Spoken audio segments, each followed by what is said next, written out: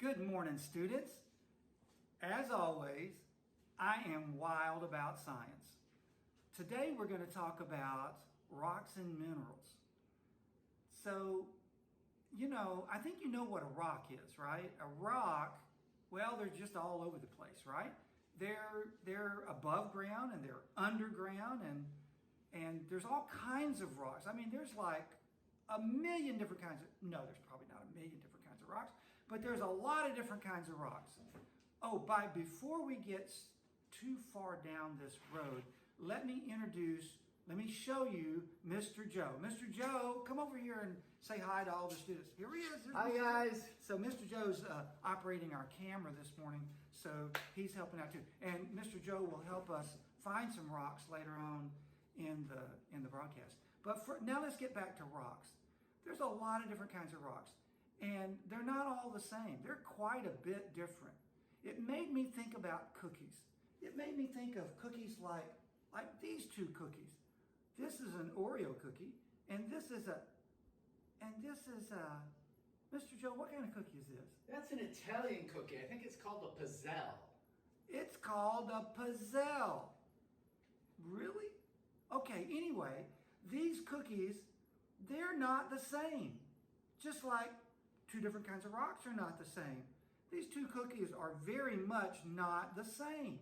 So, Mr. Joe, what's one difference between the Oreo and this pizzelle? The taste. I love them both. The taste. They don't taste the same? No, sir. Oh, okay. So, well, and is that true for all cookies? Some are very similar. Okay, but they're somewhat different. Okay, Yes. Let's just say that one of the ways you can tell one cookie from another is taste. What else? One's brown and one's chocolate covered. Oh, one's got a green stripe and one's got no stripe. So those are ways to tell that these are not the same cookie. And you said taste, right? I'm going to try something else. I have lots of senses, and one of them is smell. Oh my gosh, that smells like an Oreo cookie. And that smells like, what'd you call this?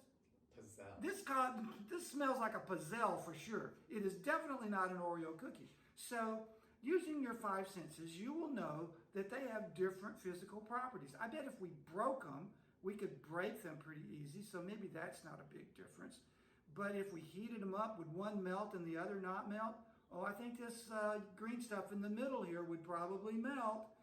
So there's some differences between them. Now, those differences in cookies, what makes a cookie different from another cookie besides when you make them, do you use the same things to make the cookies? I'm talking to Mr. Joe over here.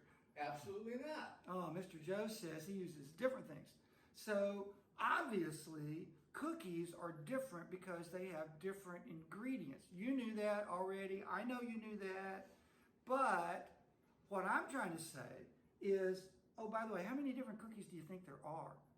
As I said before to somebody, I think there's 427 different kinds of cookies.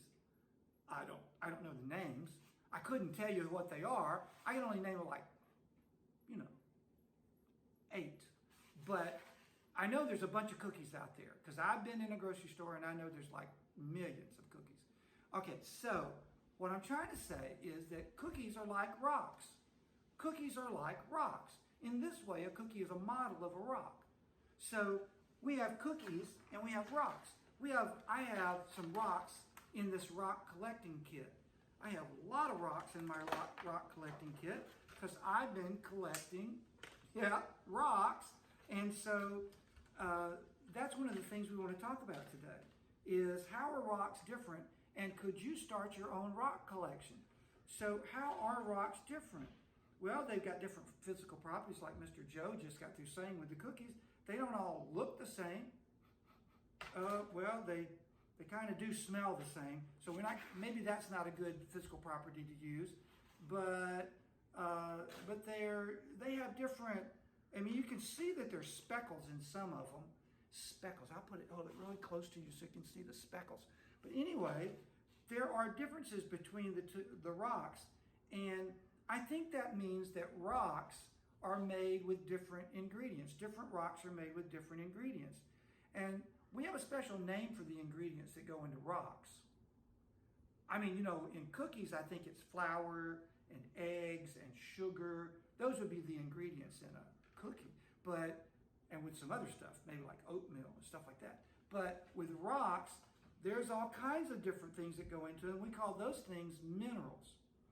And I don't think we need to go into what all the different kinds of minerals are, but you take those minerals and you mix them all up and you make a whole bunch of different kinds of rocks. I think there's about 3,000 different kinds of rocks.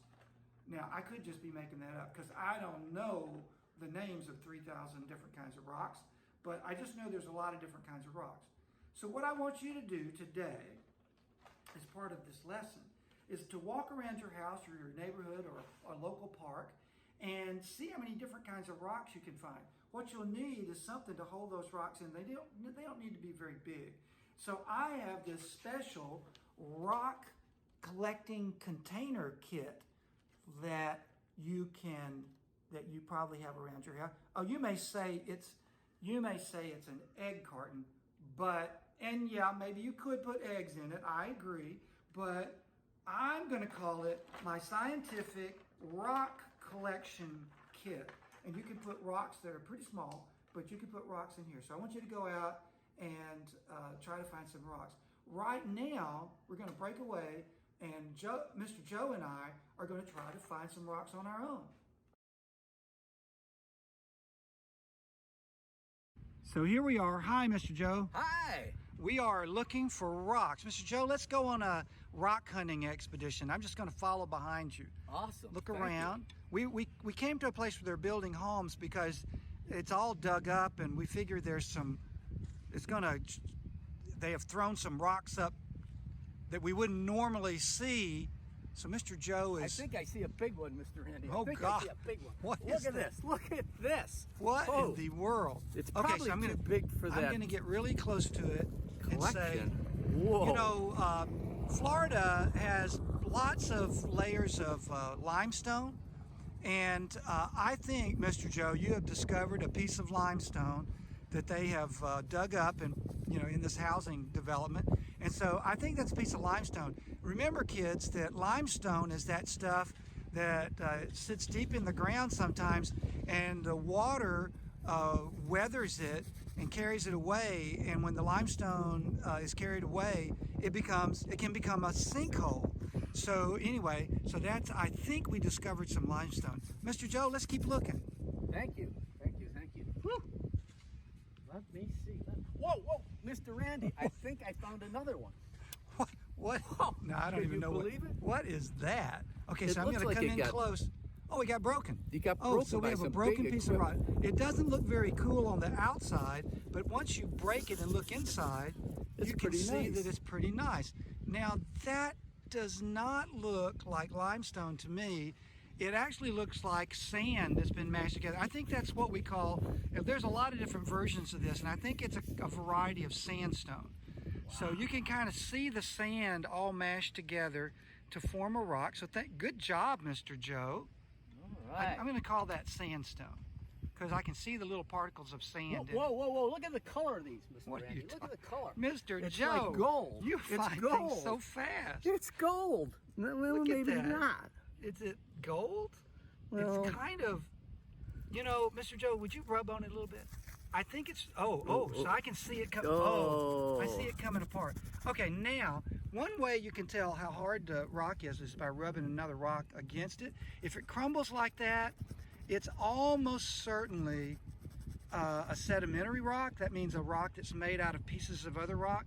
In this particular case, I would say that this is something called mudstone. It's the color of all mud, and where mud is dried and become hardened, we'll call that mudstone. Wow. Okay? It's that's a pretty form of cool. sedimentary rock. It's really soft. Good job, Mr. Joe. Can you find anything else? One last thing, maybe? I'm looking. Maybe one There's last. a lot to see out here. Yeah, you can go. Ho. Wait a minute, Wait a Mr. minute. Joe. Wait a minute. This is You are really too cool. fast. What did you find? Look at this. Okay, we're gonna get really close to this. What in the world? Okay, I think if I look really close at this, I can see little bits of shell. Sorry. Okay, it's okay. Little bits of shell and sand. Okay, there is a rock in Florida. It's kind of special to Florida. It's called coquina, and it's got sand from like old, beaches, and it also has shells in it, bits and pieces of old shells. So, Mr. Joe, I think you've discovered a piece of coquina. Can I keep it? Yes, you can keep all these. And hey, Mr. Joe, remember to put them in your rock collection box and label them. You may have to ask somebody else how to spell this stuff. For sure. But try to label them, and we're going to figure out a way. Once you find your rocks, hopefully you can send a picture of your rock collection to your teacher, and that way all you students can share what you found with the other students. Because remember, scientists share their information. Well, anyway, great job, Mr. Joe, and great hunting, students.